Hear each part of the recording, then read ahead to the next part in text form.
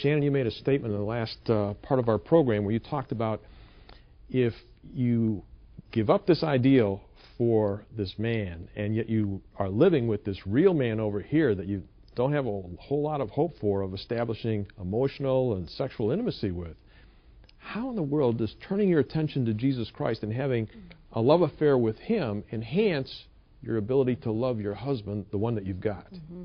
Well, oftentimes women assume that if I let go of my ideal that my husband doesn't live up to, what have I got left? What you've got left is reality, and you can actually make reality really, really wonderful when you start looking to God to meet your emotional needs, and that is a foreign concept with many women. Unfortunately, we grow up in churches where the preaching is all from a masculine perspective, and they don't preach a whole lot about Jesus being the lover of your soul in the majority of the churches in America. And so this is a new concept for me as a 20-something-year-old youth pastor.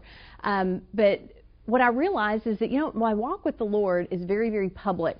Here I am in youth ministry. I have the Jesus bumper sticker, and I have the entire wardrobe of T-shirts with Christian slogans on it. And I go to church, and I go to Sunday school, and I sing really loud when I go to church. And I thought I was doing all the right things.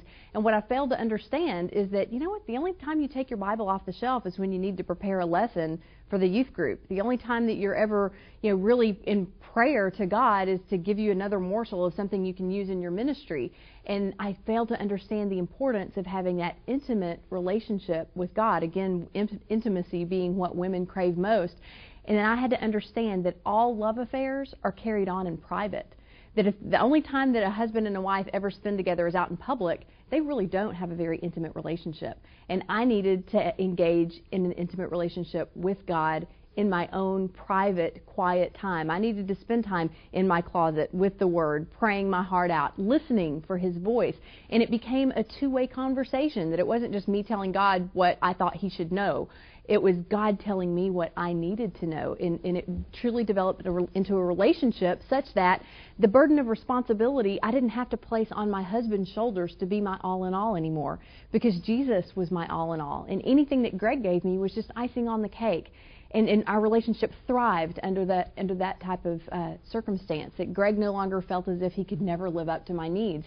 God was filling my cup, and anything that Greg gave me was overflow.